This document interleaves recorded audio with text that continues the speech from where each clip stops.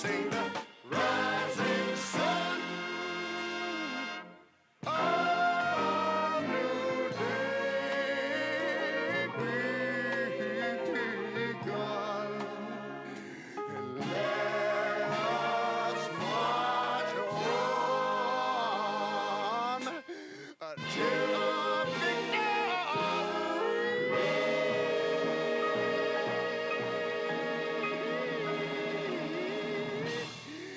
is one.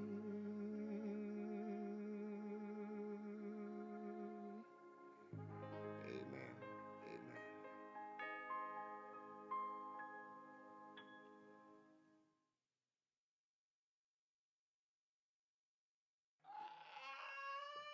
No!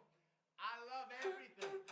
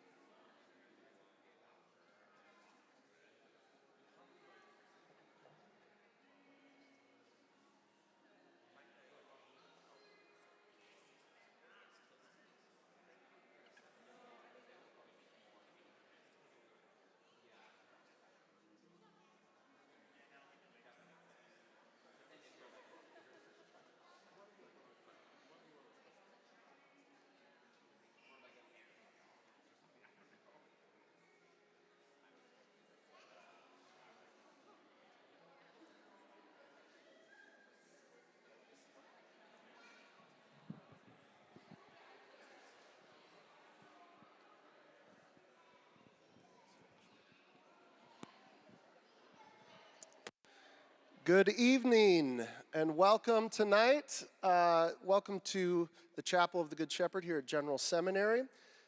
Good Shepherd Church meets here on Sunday mornings, every Sunday at 9:30 and 11 a.m. We also have a digital church that meets on Sundays at 11 a.m. And on Wednesday nights, we usually meet here at 7 p.m. for more contemplative spirituality with a mid-sized group. And our youth meet on Wednesday nights as well, so we have our youth group here tonight. We're excited about that.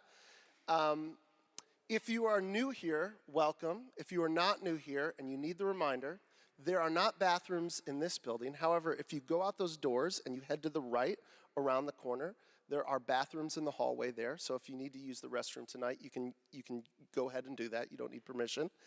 My name is David Gunger. I'm one of the pastors here at Good Shepherd, and I have the joy of emceeing this evening. Tonight, I have the pleasure of introducing three very special guests, and I've got the official bios and my own little bio. So our official bio for the first guest tonight is Savannah Guthrie. Savannah has been a co-anchor of NBC's Today Show since 2012. She is the New York Times bestselling author of Mostly What God Does. She has written numerous children's books, including Princesses Wear Pants, which is on sale tonight as well in the back.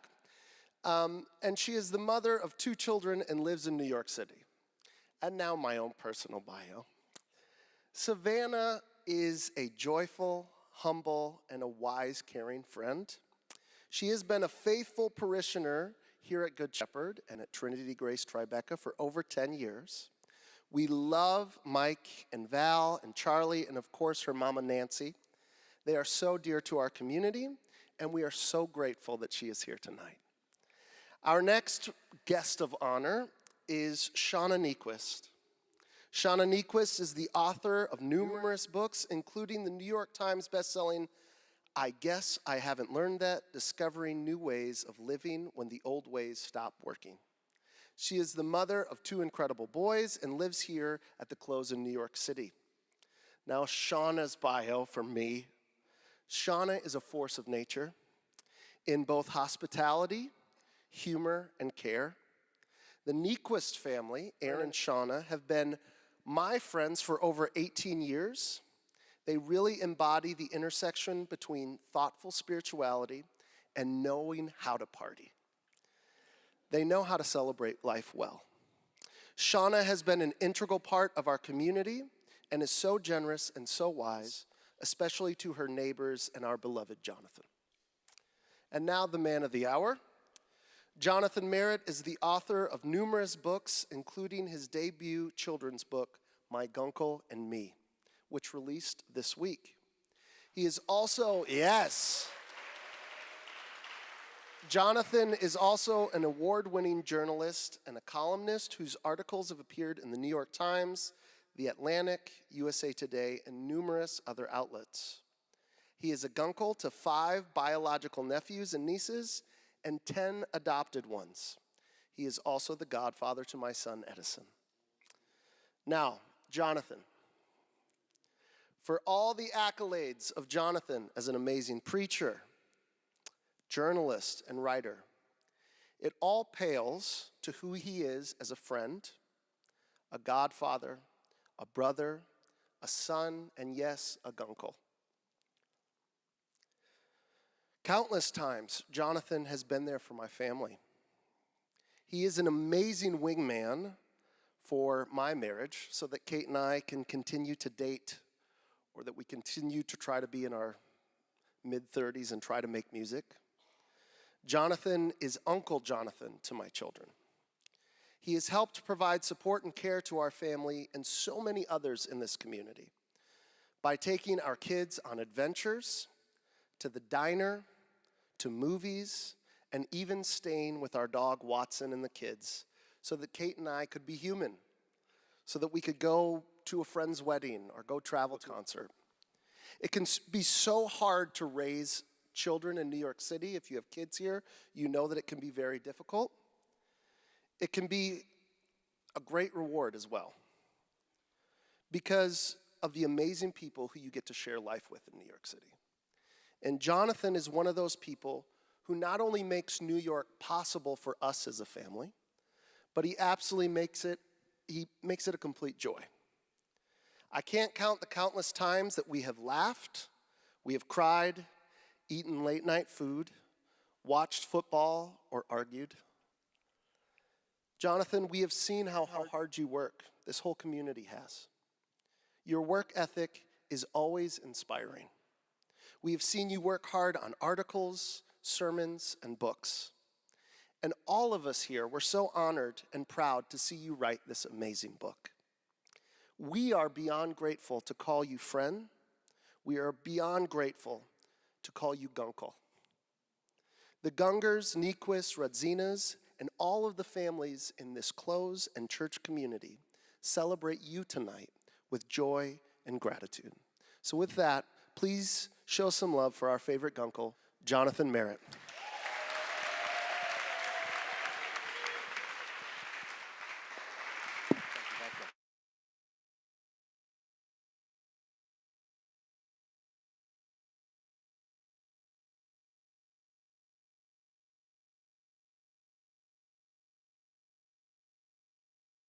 I guess we should also welcome our other guests of honor, Savannah Guthrie and Shauna Niequist.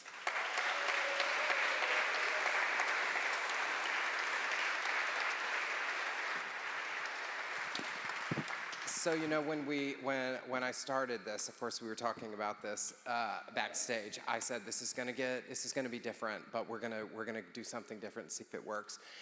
I came here with a suspicion that some of you are here because you know me and you love me, and I love you back. Thank you. And you're here because you're interested in this book, and I'm glad that you're here. Some of you are here because you know and love these wonderful humans as well. And so rather than do just sort of a packaged interview, I thought we'd do a conversation, because I have a feeling that you'd love to get to know them as you get to know me and as you get to know this book. That's so you, Jonathan. So, thank you. All right, so we're gonna kick it off maybe with some like general conversation. I wanna invite you guys in, and I wanna begin with a question that I picked out. You have a little bit of notice on this, so I hope you have some good answers, and then we'll talk about the book. I wanna begin by just going back in your mind to when you were kids, the kinds of kids who will read a book like this. And I want you to talk a little bit about your relationship to books and the role that books played in your life, and maybe even if you had a special book or a book that formed you or shaped you, a book that you haven't been able to shake in adulthood. Could you tell us a little bit about the role that books played in your life? No, yours will be more dignified and interesting. I don't know about that. I was, like more than anything else, as a child, I was a bookworm. My mom, if she were here tonight, she would tell you that she had children so that she could read to them. That's what she thought kind of most of parenting would be, and it's not really the heart of parenting, and she found that out later, but also the first thing she wanted to read to me were the Chronicles of Narnia, which is amazing. But then I think we got to book 2, and finally I said, I have to tell you something, Mom. I hate it in books when animals talk. And she was devastated. She was like, are you my child? Like, what? I got into this whole parenting thing so we could do the Chronicles of Narnia. So I loved being read to. I loved reading. I did not love I still don't really love it when animals talk. It's one of my fatal flaws. But for me, I was a Little House on the Prairie girl. Like, not just the one book, the whole box set. I had a little yellow box set, and I still reread them from time to time. They were it for me. What was your favorite book when you were young?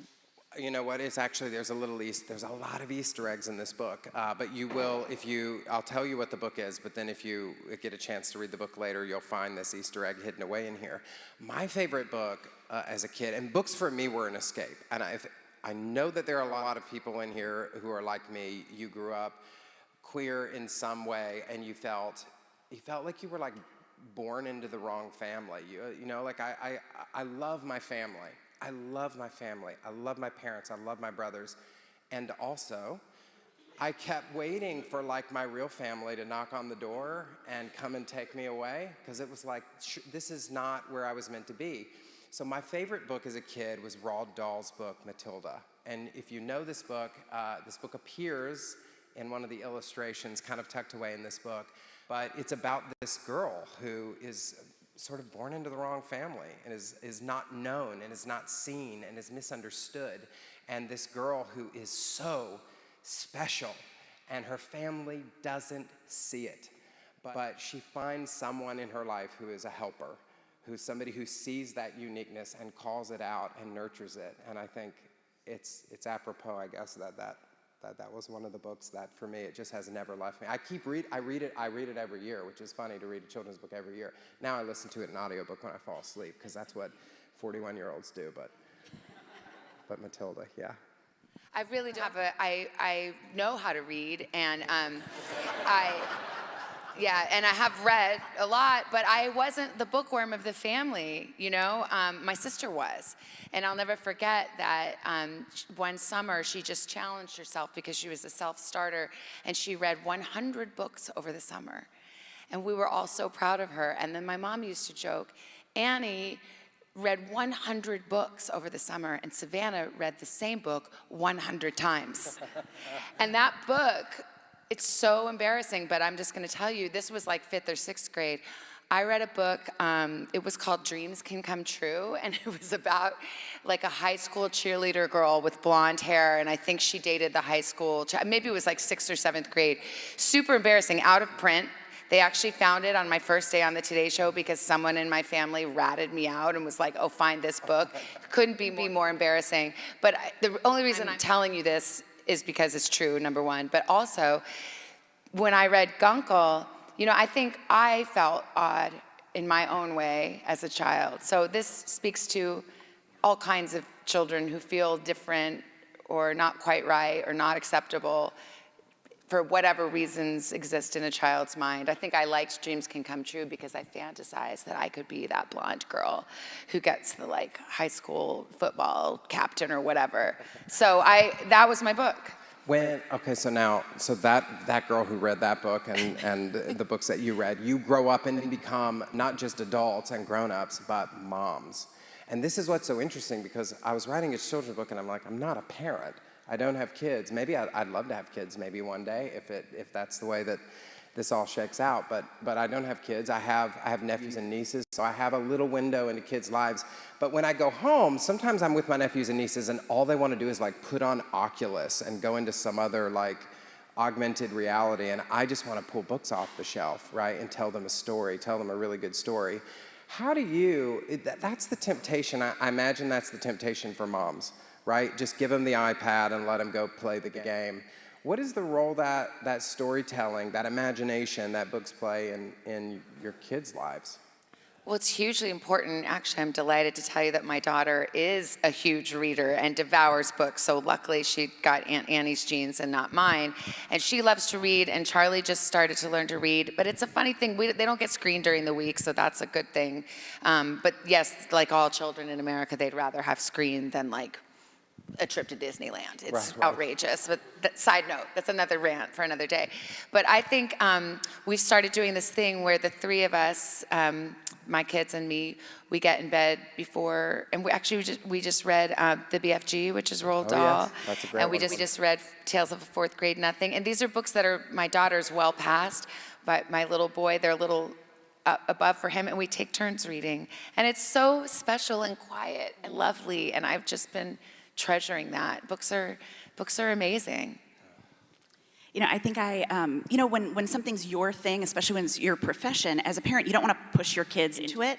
So I'm like, oh, reading, just whatever. Like, you do it, don't, who cares? Because I don't want to be like it's such an important thing to me, and I don't want my kids to feel pressured by that. Like, in order to please me or be like me, you have to like the same things that I like. So if anything, I'm like, oh, just see you reading over there, it doesn't bother. Yeah, I could kind of care less about this. But they do know that I'm a total softie when it comes to like buying books. So they can ask for like 10 things in a row. I'll be like, obviously not. No, a book? Yes, a book. So if we pass a bookstore, I'm a softie. And then we do we do Snuggle, Snack, and Read. and we get in bed or on the sofa, and I make a extremely gourmet meal called a PB&J Mountain, which is exactly what it sounds like. Everything tastes better when it's cut into small pieces. So we make a little mountain of PB&J, and we all read our respective books, and that's one of my favorite times that we spend together. I wish we had, why didn't we have a PBJ Mountain at the back? I'll be back in 10 minutes, guys. I can do this. We should have. You need to just run up to your apartment and start slicing sandwiches. I do want to ask one question that's going to be a little bit interviewee, but I've got to do this because one of the early inspirations for me to write a children's book was yours. And you remember I asked you to sign books for my nieces. And so you also wrote a children's book. So we're a part of this mysterious guild of children's book authors, I suppose. But you could have chosen to write about so many things. And yet you wrote Princesses Wear Pants. And I'm wondering, why did you choose that character? Why did you choose that story? What was the inspiration for that? It was one of those things. I never thought I'd write a children's book, but I was talking with a girlfriend of mine, and our daughters were like 3, and they were in that princess phase. And, I was trying to walk this middle line where I don't want to be like anti-princess, because there was the time where it's like, oh, my kid can't have a Barbie, or we can't have princess. I'm like, you got to give the people what they want. But on the other hand, I didn't want her to be focused on these, shallow, silly things. So my friend and I were talking about it, and she said, just think about, she said, I showed my daughter Kate Middleton, and I showed her playing field hockey or something. And she was like, see, princesses, they wear pants. And I was like, that is a book. Because a lot of girls at that age they want to wear a dress all the time, and they're so frilly. So it was just a jumping off point to talk about, okay, fine, you love princesses. Well, what's a princess? She's a girl in a leadership role. And the whole idea of it is like, for the different things that she did, she wore her different pants outfits. So it just was a way in for little girls that they would connect to, little kids, really, any kid, and then to talk about, it's not just what you wear, what you are on the outside, it's what you do, So that was the idea behind it, and it just was fun. And then it kind of became an ensemble, and then it was like Princess, show. A Netflix show, I know, Netflix which is show. crazy. Yeah. But yeah, so it was fun. It actually inspired, because there's a scene in this book where, also inspired by some of what we did during the pandemic, we were having dance parties and trying to keep sanity in this place in the midst of the world melting down. But when they go on this adventure together, and they both they have this tea party and they dance to show tunes, and then they watch a football game. Yeah. And so the idea that there's not this we're given these scripts, right, that says because you are a fill in the blank, then you have to fill in the blank. And thank God for a generation of children who are sort of now saying why do we have to do that? We can be more than that or different than that. And so. Well, actually transitioning to Guncle, which I think everyone is hoping that we will do soon. I noticed that I love that they dance and they sing, his Guncle and him, but they go to football game and they go to church. That's right. Which I just loved, that this is a whole person with, and you couldn't pigeonhole or stereotype who this person is. A lot of reviewers were really confused by this, actually. They're like, why, this is this inclusive book, and here's this weird faith element. They go to church. And it sort of is inspired by this play. I mean, you only write what you know. And I remember there was actually a Pride weekend here. And I remember coming here with these kids, and here we came to this church and worshiped. And then people went off to the parade. And some of you know how I was raised. I was raised by a televangelist. My dad was president of the Southern Baptist Convention. He describes himself as to the right of Ronald Reagan, if that tells you how much therapy I've had. And so to come from that to this idea that no matter who you are, no matter how you identify, that God loves you because God loves you, because God loves you, because God is obsessed with you, because that's who God is and that's what God does. And to hold those in tension were so important to me. And in the book, there is that scene in the church where they come to, I'll read the book to you before we conclude, but they go to church and I thought it was important to show the Guncle being a person of faith, because we live in a culture in the West, in America, where there's this sort of notion that you can either be a person of faith or you can be fill in the blank.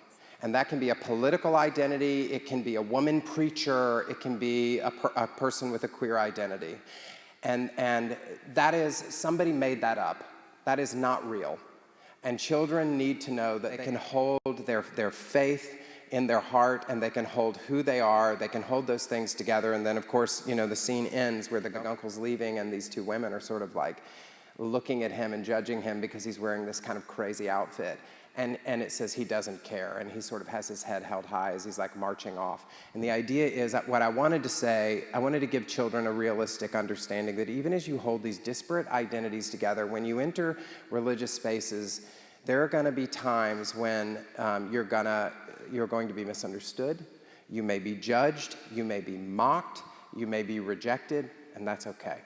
That your belonging is not based on whether you are conforming to what other people say you should be, rather than who you really are. So for me, that was a really, really important scene in this book. But I guess we should get to this book, okay, because we can't be here all night. So Shauna, I have well, it's not even a question. It's not even a question. It's a story, and I have to have you tell the story. This book would not exist without you. It literally would not exist. Well, it wouldn't exist without the families on this close, by the way. It's my event. I can just talk for a minute. I'll say this. The families on this close. I grew up, like a lot of you, in the middle of the AIDS epidemic, right? When the stories that we were being told were stories that if you were gay, it was heroin needles, and it was dying alone in hospitals, and we were a threat to families. Both the lowercase f families that live next door and the capital F family, the traditional family in society. And I'd internalized that. Even when I came to kind of accept myself and learn to love myself, I'd really internalized that. And I didn't realize I internalized that until families like yours invited me in during the pandemic, and you said, this is our table, and this is your seat at our table. And it is not a seat like any other seat. This is an honored seat, and it's a celebrated seat, and we are inviting you to take this seat, recognizing that you have gifts to give that we don't have to give this family, and our family is poor without you. And it was that imagination that led to the story that I hope you will share, if it's not too uncomfortable to share, about how you birthed really the idea for this book to begin with. Well, and I will say, it wasn't like charity on our part. We need your voice. We need your wisdom. We need your humor.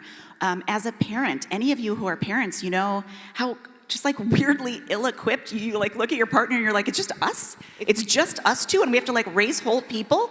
We don't know nearly enough about almost anything to raise actual like human people in this world. We need like an army of smart, thoughtful, creative, vibrant, loving, wise, funny people to help our kids in all of the ways that we just like don't know, or don't know what to do, or get wrong over and over. And so Jonathan, Aaron and I have needed you as an influence for our kids, as a leader, as a guide. There have been specific conversations where one of our kids will have a question and we'll be like, sounds like time for coffee with Jonathan. Or with Kindy, or with Kate, or with David. Like, this is some of what we do as a family, and sometimes those are blood relationships and sometimes they're not. But you were a part of a part of our family life and table and dance floor, not as a favor to you, but as a favor to us. We're the ones that benefited so much. And so at one of those long tables, it was a holiday. Was it 4th of July? 4th of July, I think, yeah. 4th of July. We were sitting out on the patio, and we were talking about, like all kinds of things, but also work. And you were saying that someday, at some point, you wanted to write a children's book. You just weren't sure what you wanted it to be about. And I said, I think, something like, it should be about this. It should be about who you are here, about how you take our kids to Broadway shows and to museums and out coffee. And I don't know if you even remember this. I don't think we've even talked about this. Our first Mother's Day here, Aaron was out of town, and I just saw the day shaping up, and I thought, this might just be a little bit like, I don't know very many people here. I just got here. It's just me and the boys. I feel like I'm looking ahead and thinking this might be kind of a weird, sad Mother's Day for me. And so I invited you and another friend over. I kind of went through the list of like, who's not at brunch with his mom today because she's not in town. And you and another friend brought me, all I wanted was company, but instead you brought me flowers and a Mother's Day card and dinner, and you made what would have been kind of a lonely day for me without family, a really wonderful day with something very much like family. And so when the topic came up of what your children's book would be about, it would be about that person that you are, like a brother to me and to Aaron, and therefore like an uncle to our kids. We can never thank you enough for the way that you've done that. And I know so many of our friends feel the same way, but that was a fun conversation to say, like, with any book, like it comes out of your life, right? It comes out of your conversation with your daughter, with your friend.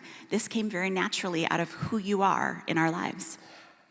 And to piggyback off of that, because I'd love to know in your family how you do this, because yes, this book is about, well, it's really a book about Henry, who's, thank God I got permission to do this, to name after the coolest kid on this block, your oldest son. I mean, cool, just, if we could all be as cool as your oldest son, whose name is Henry, and Henry is the name of the lead character in this book. So that was just such an honor that I was able to do that, to borrow that name.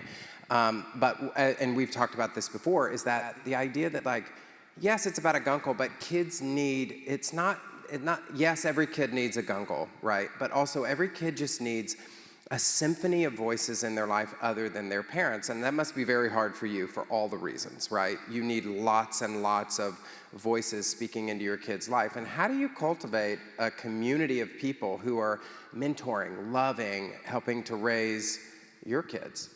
Well, I mean, I think that most people, the first circle of that is family, but I don't live anywhere near my family.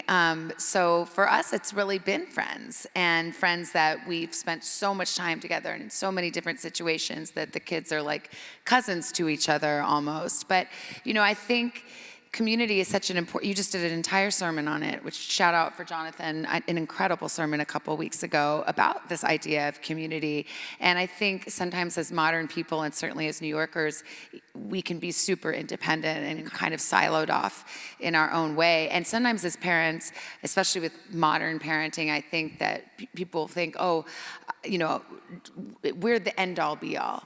And one thing that I really have been thinking about, and you've got older kids, so I'm learning from you as well, is like our kids need a lot more than just us. Like they need their community, they need Jesus, they need their pastor, they need friends, they need their teachers, they need, like, we can't be the only voices. So I think it's really about seeking out and cultivating and risking true intimacy with people. And that's in this busy kind of modern world of New York City, but frankly everywhere, our culture is harder and harder to do. But it takes, you gotta like get out of your comfort zone, like almost ask someone out, like, hey, you wanna come over to my house and teach me to make a cheese plate? You do? Great. She did just ask me that backstage. Question. Yeah. And yes, also the answer is yes. The answer is yes. You know, but you do, you really do have to like put yourself out there to make friends, you know, and to cultivate that. You know, you might have, you guys may have a question, but I would love to jump in here because I'm just thinking of something. I even think about, when I was writing this book, I was thinking a lot about what I needed. And I bet maybe the same is true for you when you were writing your children's book, about like you were writing in some way that a lot of authors do this. They're writing the book they wish they had, especially with children's books. And it's pretty obvious, I feel like, to a lot of people who look at this book, they're like, oh, you're the Guncle, literally. You're the adult, the hair is kind of the same. I thought you were Henry. I mean, and that's the asterisk, right? Is as I was writing this, I realized, I mean, Henry is not imagined as having some sexual orientation. He's different because his socks don't match, and he likes to play in the dirt, and he likes to do math homework, and everybody else plays on their iPads. That was so brilliant how you did it, because this is not narrow casted at all. That's why I was saying it's like you can respond to it.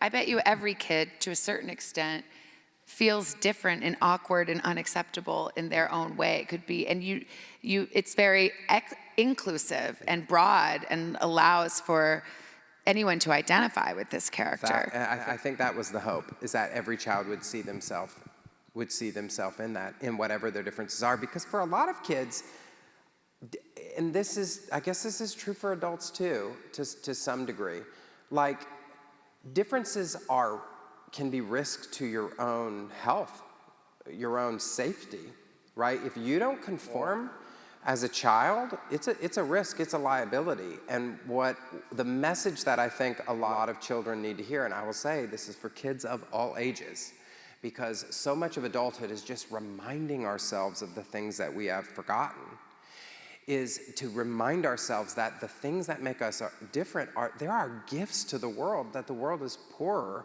if we're not offering our uniqueness to the world. And so we first have to start by recognizing that it is beautiful and that it should be accepted, and it's not something to hide, it's not something to mask over, and then we have to give that to the world. But you noticed that really well, so I appreciate that. This is something that I don't know if people are interested in, but I found this to be fascinating, and you and I discussed this once. When you write a children's book, I wanted our book to rhyme. This is true. Jonathan, your book rhymes. My book rhymes. Did y'all know it's extremely controversial to rhyme Very in the children's book industry? They do not want you to rhyme. They do not want because you to they rhyme. don't believe that you can rhyme. Yes, this is I a think big that's part of it. why. There are two big reasons. So did you have to fight for it? Like you don't even know. Yeah. Actually, so I wrote this book. I was writing a book for adults, and I was trying to write my story, and it was so fraught and so hard.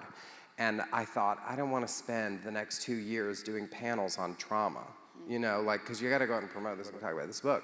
So I was like, but I'm under contract for this book, and Madeline L'Engle, who's a great writer, A Wrinkle in Time, if you ever read that book as a child, has this quote where she says, you have to write the book that wants to be written, and if it's too difficult for grown-ups, then you write it for children. And it's so interesting that like the universe then was like, I'm in labor trying to get this story out, and it wasn't coming, and then it came as a children's book. And for me, that's so fascinating. But then I wrote it, and I took it to my publisher, and I was like, ta-da! And they're like, we don't want this. And I was like, you don't? They were like, no, we don't want this. So I had a choice. I was like, am I gonna write the book for adults, or am I gonna go with what I feel like is flowing out of me? So I canceled that contract, and I went to go sell this book. And we sent it out to 21 publishers, and we got 19 rejections.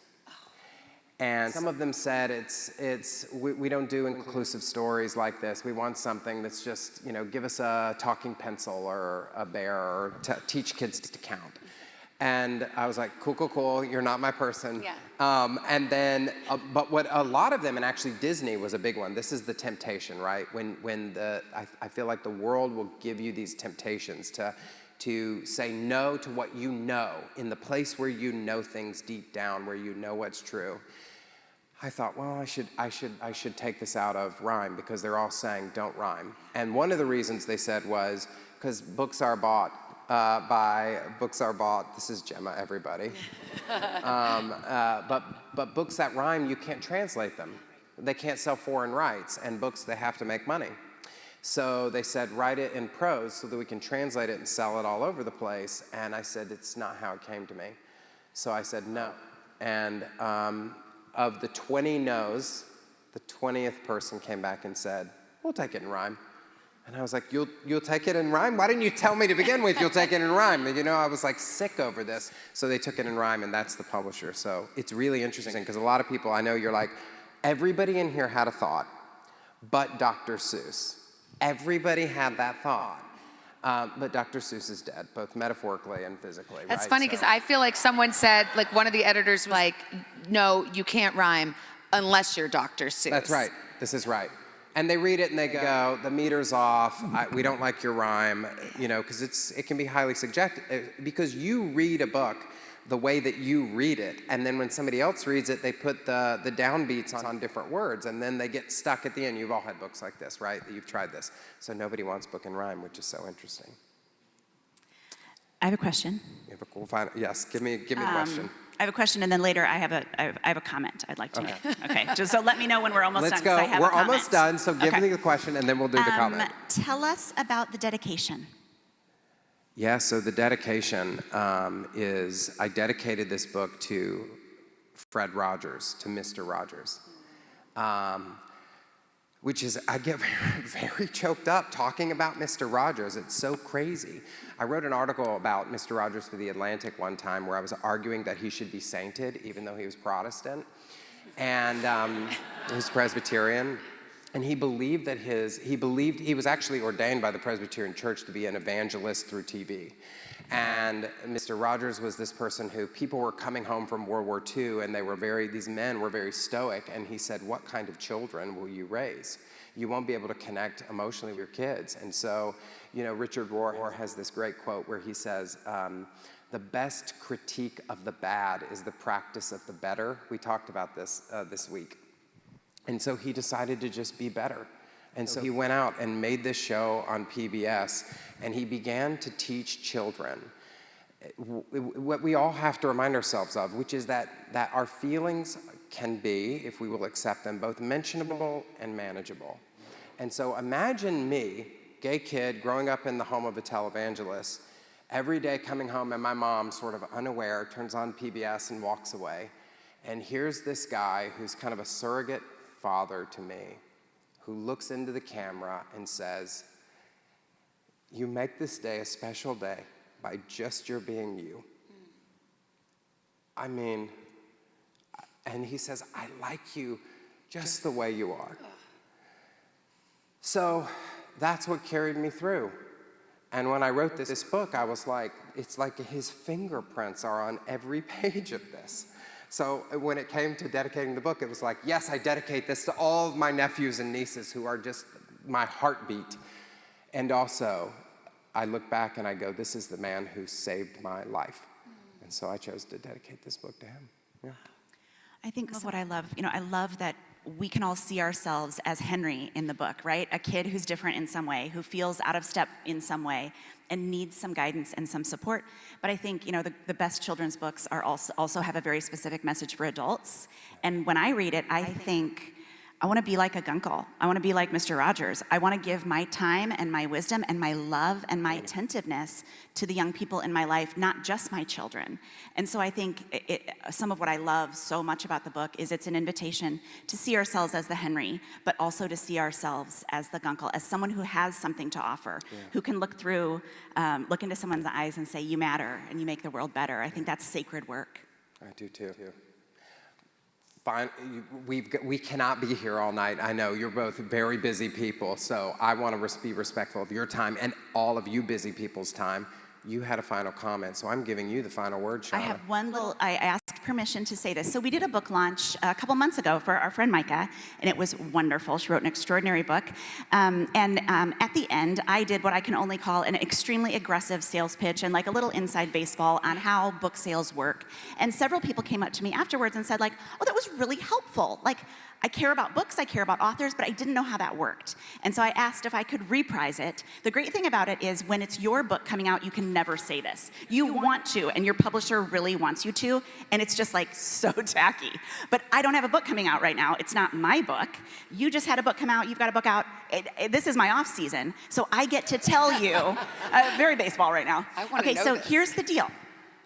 Books get sold by word of mouth. There's all these things they try to do behind the scenes with big sell-ins to big stores and end caps and whatever, but really, books sell because people like us talk about them. And specifically, they sell because we talk about them on social media.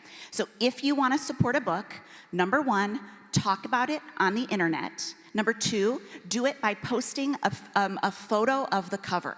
So what happens then? You get on the subway and you're scrolling through and you have this sense of like, I am seeing this cover everywhere. That's the point, right? So take a photo of the cover and post about it, and then that lets other people share it, and that's how books get support. What you wish would happen is when a book is struggling, when like no one's buying it, no one's found it, you wish the publisher added like a little extra juice. That's not what happens. They add a little extra juice, and by that I mean money, when a book is succeeding. So we want to help books succeed. So post a photo on social media and do it the week the book comes out, because that's when you want to create that sense of like a groundswell. The other thing is leave Amazon reviews. If you're a person who's totally committed to independent booksellers, I love that. I also am. I totally care about that. The place to leave your review is still Amazon. It really matters for the authors in your life. So post a photo, talk about it with the people in your life, and then write an Amazon review, because it really, really makes a difference in terms of like the overall life and trajectory of the book. Does that make sense? Okay, done. Preach. Man, that was good. Thank you. And I couldn't have done that. I wouldn't have done that, but thank you for doing that. Shauna, Savannah, I wouldn't have had two other people sitting up here. Thank you so much for taking time. And Thank you. for coming here. Congratulations. Thank you. Thank you. It's wonderful. You guys I hope thank them for everybody- being here. Thank you. Thank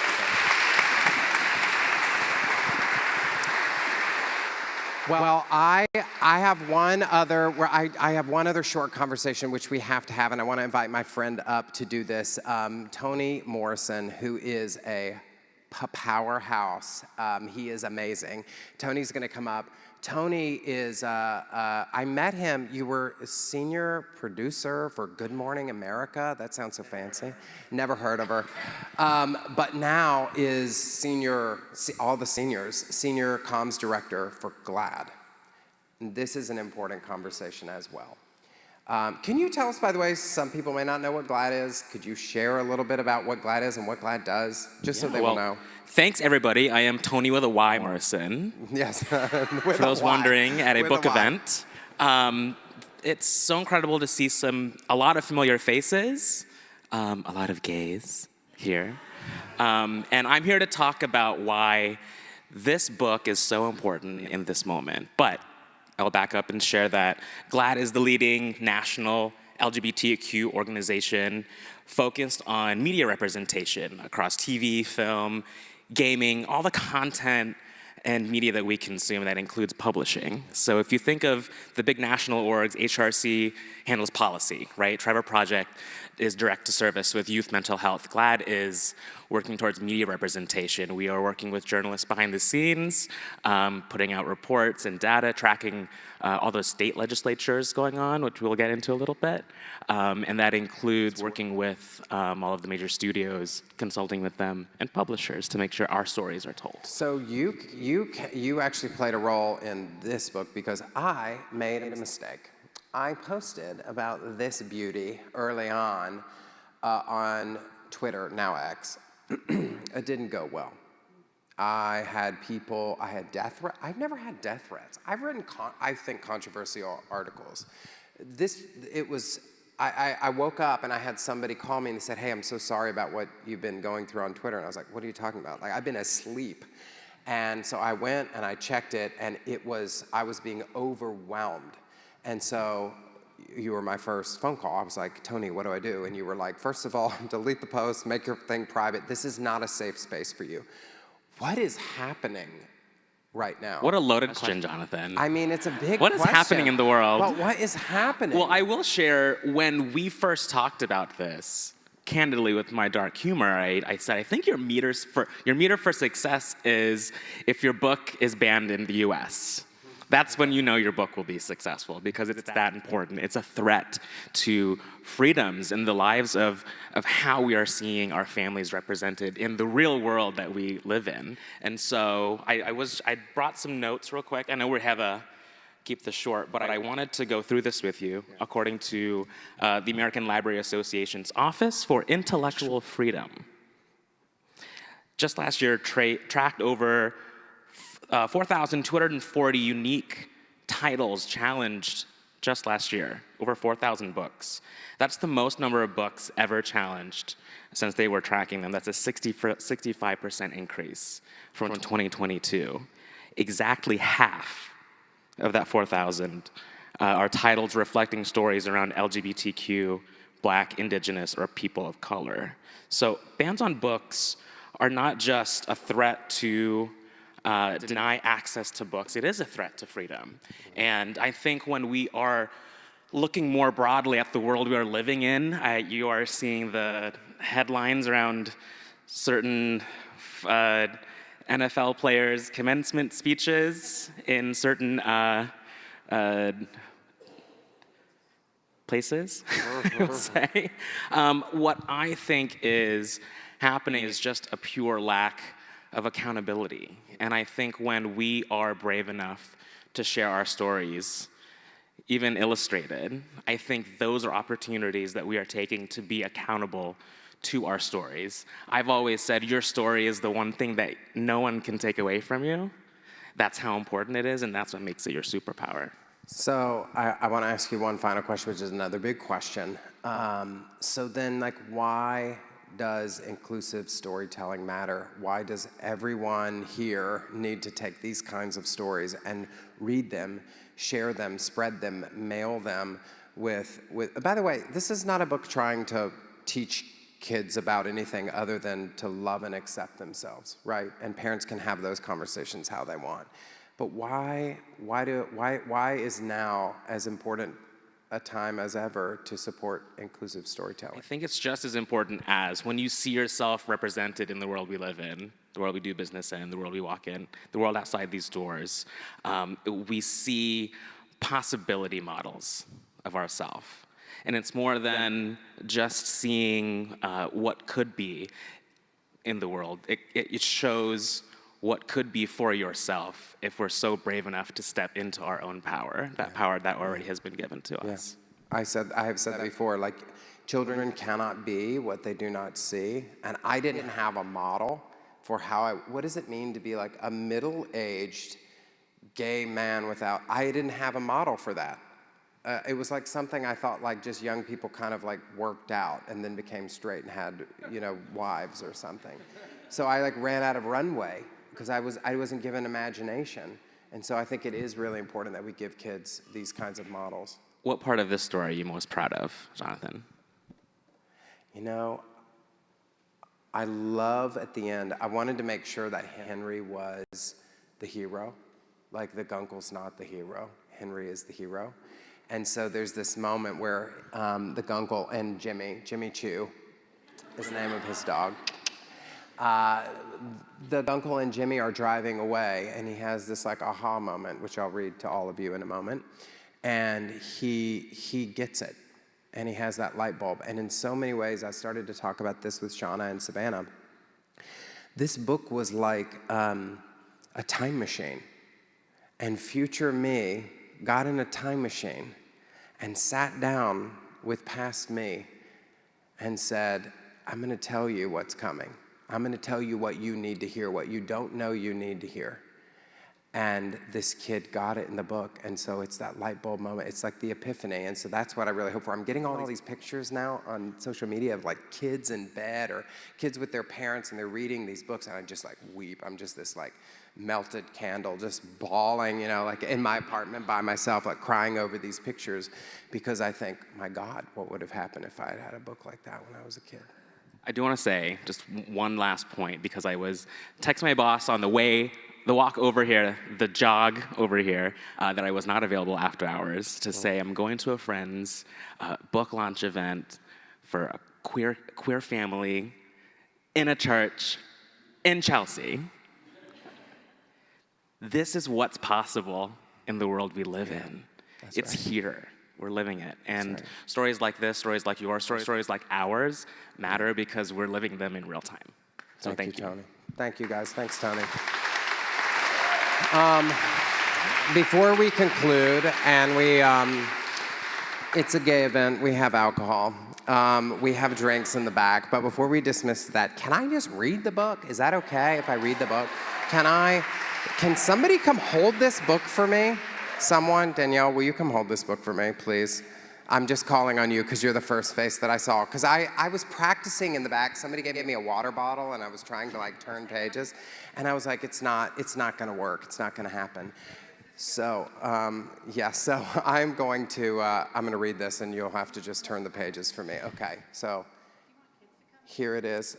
If kids want to come, I mean, are they gonna be embarrassed? Leo, Gemma, you want to come sit? Oh my goodness. And any kids in the back who want to come, I mean, you're so welcome. Eddie! This is my godson, everybody. Eddie Gunger. Yes, guys. Okay, I'm gonna sit. All right, so here's the story. My Guncle and Me, written by Jonathan Merritt.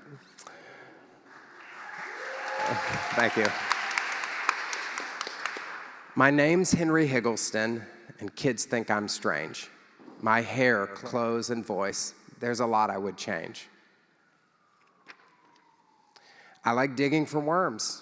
I think math homework's fun. And when kids pick for kickball, I'm the very last one.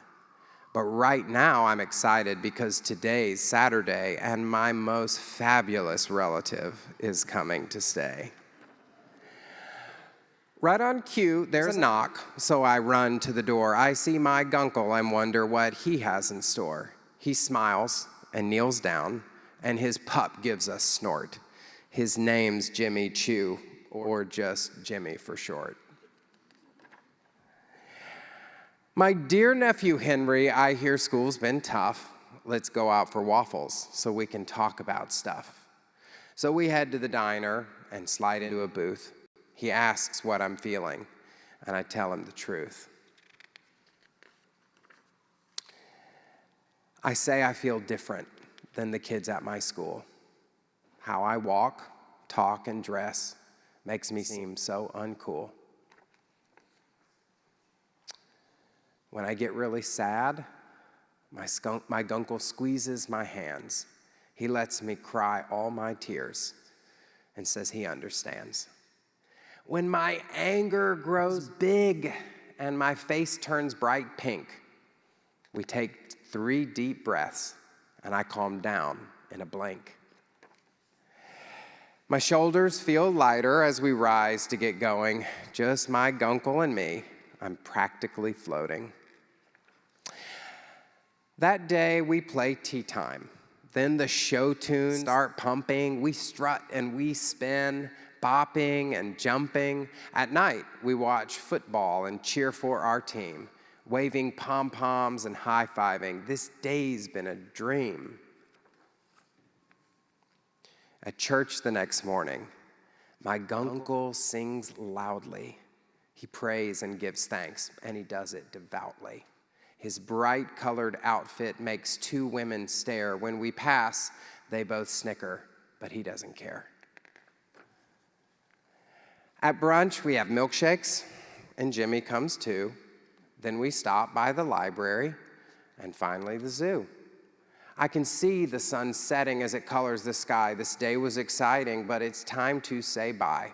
Our visit is over. How I wish he could stay, but my Guncle and Jimmy must be on their way. With a whirl and a twirl, my Guncle turns round. He takes a deep breath and then kneels to the ground. Dear Henry, I know how it feels to be strange, to be teased and left out for things you can't change. You're the most special child that I've ever known, so keep being yourself even when you are grown. For when children see special, they misunderstand, but one day they'll change. I know this firsthand. When I hug him, he squeezes with all of his might, and right then it leaves me that feeling of fright. My Guncle stands, and he winks, and I know I'm okay. Then he straightens his scarf and sashays away. It's a little Clacker fan. As he drives off with Jimmy, I stand there a while, but then slowly, yes, slowly, I feel myself smile.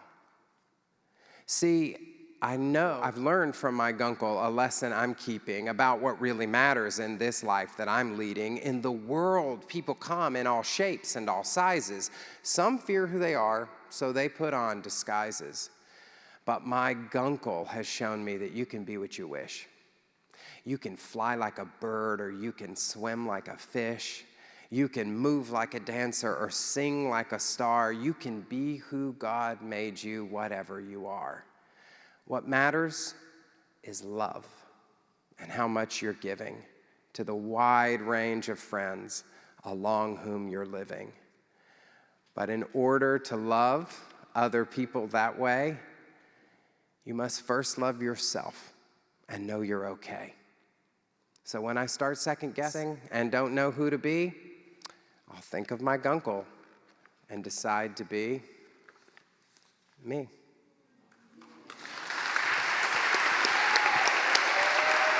Thank you, guys.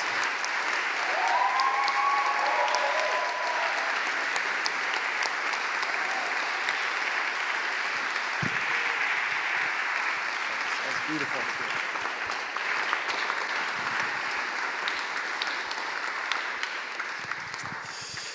Thank you so much for coming tonight to support Jonathan and his beautiful book. You've just heard how important it is to support inclusive storytelling. So I want to encourage you not to just buy one book tonight, but to buy numerous books for the kids and families in your life who would appreciate it. Let's show Jonathan this love in a very real and tangible way. So for you tonight, for those of you who are able, I'm not going to ask that you just buy one book or two books, but buy a bundle of books. Let's try to sell out books tonight. With that, we also have Savannah's book, Princesses Wear Pants. So for this evening, on your way out, you can go to the left, and you'll see in the back that we have books for sales from McNally Jackson. And Jonathan would be very happy to sign those books for you if you buy them.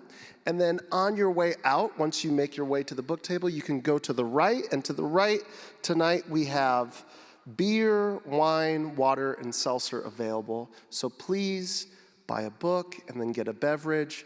We're so glad that you're with us tonight. You are welcome here. So with that, go in peace.